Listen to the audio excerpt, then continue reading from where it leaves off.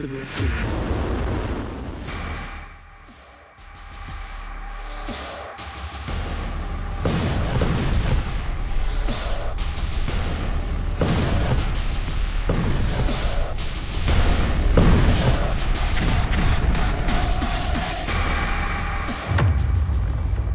Putin का खुला परमाणु चैलेंज पलट दी ट्रंप की परमाणुबाजी। 1352 दिन से ज्यादा की रूस यूक्रेन जंग अब सीधे सीधे परमाणु युद्ध में तब्दील होती जा रही है। हैरानी की बात तो यह है कि जब से ट्रंप ने ऐलान किया है कि अमेरिका 33 साल बाद बहुत बड़ा परमाणु अभ्यास करने जा रहा है, उसके बाद से पुतिन के परमाणु तेवरों ने अमेरिका, नेटो और यूरोप के होश उड़ा दिए हैं। इस वक्त पुतिन और उनकी रूसी सेना ने दो मोर्चों पर बाजियां पलटने की कोशिश शुरू कर दी है। पहली है पूर्वी यूक्रेन के डोनेट्स्क के पोक्रोवस्क में, जहां रूसी सेना ने यूक्रेनी सेना को चारों तरफ से घेर लिया है, या यूं कहें कि अब किसी भी वक्त पोक्रोवस्क में यूक्रेनी सैनिक रूसी सेना के सामने सरेंडर कर सकते हैं।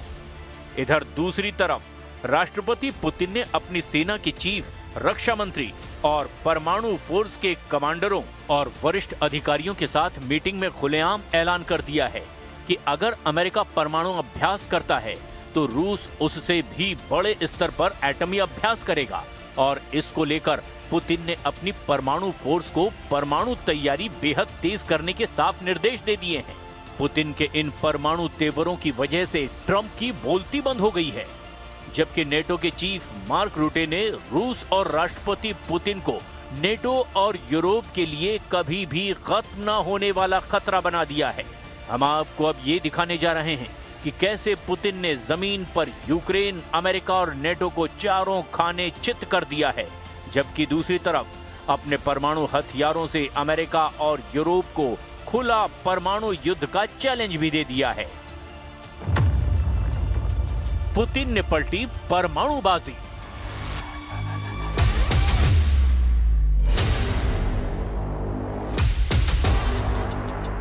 राष्ट्रपति पुतिन और रूस के रक्षा मंत्री और रूस की सेना के चीफ का ये 37 सेकंड का वीडियो यूक्रेन के साथ साथ अमेरिका, यूरोप और नेटो देशों में तहलका मचा चुका है। पुतिन ने इस परमाणु मीटिंग से ट्रंप की उन धमकी और परमाणु एक्शन की हवा निकाल दी है, जिसके दम पर अमेरिका और राष्ट्रपति ट्रंप पुतिन को परमाणु चैलेंज देने में जुटे हुए थे। हम आपको पूरी खबर दिखाने जा रहे हैं, लेकिन पहले ये भी देख लीजिए कि रूस की परमाणु फोर्स से जुड़ी इस परमाणु मीटिंग में पुतिन के तेवरों से क्या संदेश राष्ट्रपति ट्रंप को दिया गया। 5 नवंबर 2025 को रूस की राजधानी मॉस्को में एक बड़ी परमाणु मीटिंग हुई। इस मीटिंग में राष्ट्रपति पुतिन, रूसी सेना के chief commander general Valery Gerasimov साफ तौर पर देखे जा सकते हैं। इसके अलावा इस मीटिंग में रूस के स्टेट ड्यूमा के अध्यक्ष व्याचेस्लाव वोलोडिन भी मौजूद थे। पुतिन यहां रूसी रक्षा मंत्री बेलोसोव के साथ सीधे परमाणु परीक्षणों को लेकर के जानकारी ले रहे हैं, जबकि रूसी सेना के चीफ वालेरी गेरासिमोव ट्रंप के परमाणु अभ्यास के ऐलान से जुड़ी जानकारी पुतिन से शेयर कर रहे हैं। वहीं पुतिन मीटिंग में सभी की बात सुनने के बाद एक लाइन में कहते हैं, मैं आप सभी को परमाणु परीक्षण का स्पष्ट निर्देश देता हूं।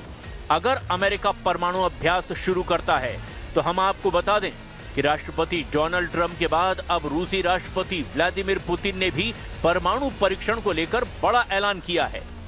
उन्होंने रूसी अधिकारियों को आदेश दिया है कि वो परमाणु परीक्षण करने संबंधी योजनाओं को तैयार करें और उनके सामने उसे पेश करें। पुतिन ने कहा कि अगर दूसरे देश परीक्षण करते हैं तो रूस पीछे नहीं रहेगा। Действия однозначно свидетельствуют об активном наращивании Вашингтоном стратегических наступательных вооружений. Ну, во-первых, Белый дом последовательно вышел из действующих многие годы договоров. Поручаю Министерству иностранных дел, Министерству обороны Российской Федерации, специальным службам и гражданским ведомствам, соответствующим гражданским ведомствам,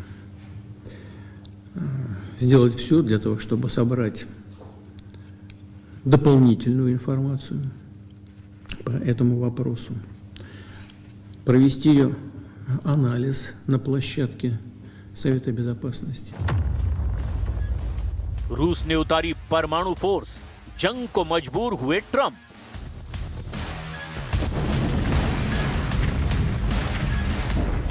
तीन साल 7 महीने से ज्यादा की रूस यूक्रेन जंग यूक्रेन के साथ साथ अमेरिका के लिए भी नासूर बन चुकी है।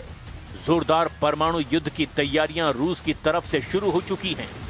भारी ट्रकों पर लदी रूस की परमाणु मिसाइलें उस ठिकाने पर पहुंच चुकी हैं जहां से वो दुश्मनों पर हमला करेगा। रूस की परमाणु फोर्स के नए वीडियो में रूस की परमाणु शक्ति का छोटा सा ट्रेलर दिखाने की भी कोशिश की गई है। आप इस वीडियो में साफ देख सकते हैं कि पोक्रोवस्क में यूक्रेन का सरेंडर, पूरब में पुतिन की बड़ी जीत।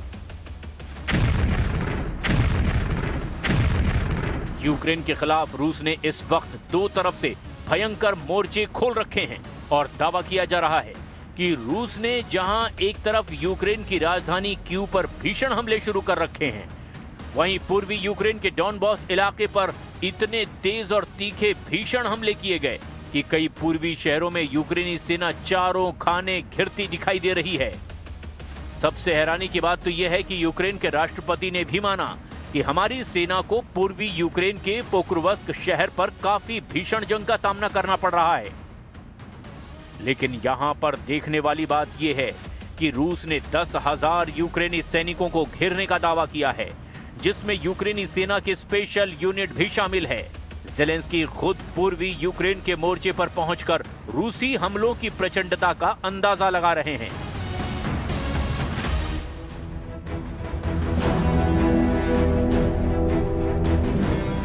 रूसी और यूक्रेनी सेनाएं यूक्रेन के पूर्वी इलाके पोक्रोवस्क और म्यार्नोहराद में भीषण जंग कर रही हैं। दावा किया जा रहा है कि रूसी सेना डोनेट्स्क के पोक्रोवस्क और म्यार्नोहराद में बड़े इलाके पर कब्जा कर चुकी है। रूसी सेना प्रमुख वालेरी गेरासिमोव ने राष्ट्रपति व्लादिमीर पुतिन के सामने दावा किया कि रूस की दूसरी और 51वीं संयुक्त सशस्त्र सेनाओं ने मिलकर के यूक्रेनी सेनाओं पर भीषण हमला किया है। रूसी सेना प्रमुख वालेरी गेरासिमोव का यहां तक दावा है कि हमारी सेना की 2 यूनिट पोक्रोवस्क और म्यार्नोहराद में दुश्मन के खिलाफ जबरदस्त जीत हासिल कर रही है।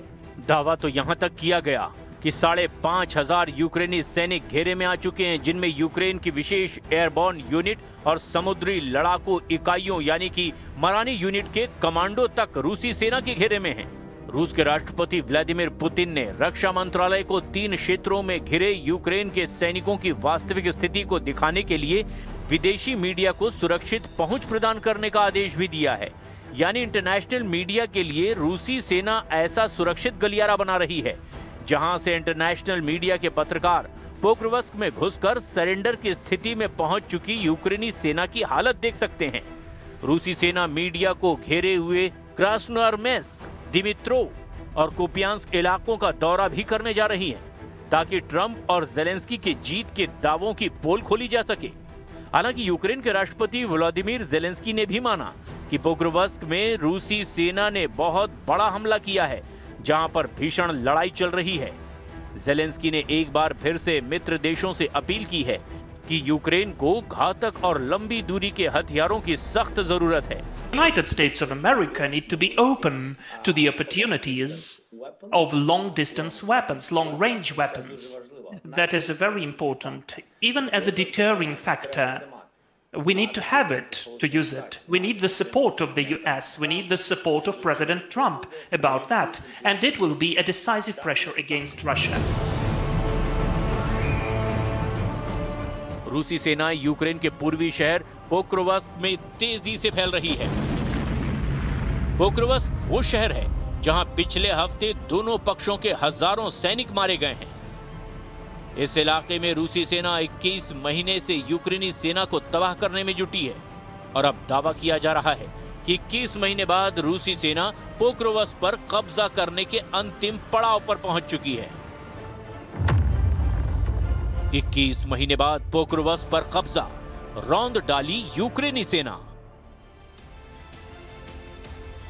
वॉशिंगटन स्थित think tank institute for the studies of war यानी कि ISW के मुताबिक जियो लोकेशन फुटेज में रूसी सैनिकों को मध्य, उत्तरी और उत्तर पूर्वी पोक्रोवस्क में दिखाया गया है। रूस डोनेस्क क्षेत्र के बाकी खाली हिस्सों पर कब्जा करने के लिए पोक्रोवस्क और पड़ोसी मरनोहरात पर पूरी तरह से कब्जा करने को जरूरी मानता है। रूस ने लगभग 2 साल पहले पूर्व में 39 किलोमीटर दूर अवदिप्का पर कब्जा जमाने के लिए इस शहर पर अपनी नजरें गड़ा दी थी। यूक्रेन शहर की सुरक्षा को रूसी जनशक्ति को कम करने और डोनेस्क के सबसे बड़े और सबसे मजबूत सुरक्षा वाले शहरों कोस्तियांतिनिवका, द्रुस्किवका, क्रामाटोर्स्क और स्लोवियास्क के किले पर कब्जा करने के लिए एड़ी चोटी का जोर लगाना पड़ा है। रूसी रक्षा मंत्रालय के मुताबिक पोक्रोवस्क में यूक्रेनी सेना की रसद की सप्लाई को तबाह कर दिया गया है। वोचा नदी पर बने 3 में से 2 पुलों को रूसी सेना ने धमाकों से उड़ा दिया है, जिनका इस्तेमाल यूक्रेनी रसद शहर तक पहुंचाने के लिए करते थे। यहां पर रूसी सेना यूक्रेनी सैनिकों को चुन चुन कर ड्रोन हमलों में मार रही है। खबर भी है 29 अक्टूबर को यूक्रेनी कमांडरों ने पोक्रोवस्क में केवल 200 रूसी सैनिकों की सूचना दी थी, लेकिन अब रूस हर दिन 300 सैनिकों को पोक्रोवस्क शहर में भेज रहा है। 3-3 के समूह में रूसी सैनिक हमले कर रहे हैं। यूक्रेनी कमांडरों ने कहा है कि रूस ने गीले मौसम का भी फायदा उठाया, जिससे हल्के फर्स्ट पर्सन व्यू ड्रोन का इस्तेमाल करना मुश्किल हो गया। We need the capabilities, we need the equipment, real firepower, and of course, the most advanced tech. Because the threats we face are real and lasting. Russia's unprovoked war against Ukraine is the most obvious example of the threat. But the danger posed by Russia will not end when this war does. For the foreseeable future, Russia will remain a destabilizing force in Europe and the world.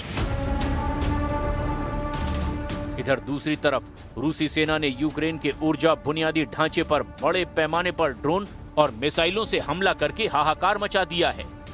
रूसी हमलों के बाद Ukraine के कई इलाके अंधेरे में डूब चुके हैं। कई क्षेत्रों में बिजली गुल हो गई है और इमरजेंसी लगा दी गई है। यूक्रेनी प्रधानमंत्री ने मॉस्को की इस रणनीति को व्यवस्थित ऊर्जा आतंक कहा और इन हमलों में दर्जनों लोगों की मौत भी हो गई है। यूक्रेन के राष्ट्रपति व्लादिमीर ज़ेलेंस्की के मुताबिक रूस ने इन हमले में 650 से ज्यादा ड्रोन, विभिन्न प्रकार की 50 से ज्यादा मिसाइलें दागी। अब ऐसे हालात में रूस के परमाणु तेवरों ने यूरोप, नेटो और अमेरिका के भी होश उड़ाकर रख दिए हैं। लेकिन अब देखना यह होगा कि अमेरिका रूस के परमाणु धमकियों को नजरअंदाज करते हुए क्या रूस के खिलाफ जंग का सीधा मोर्चा खोलता है या नहीं।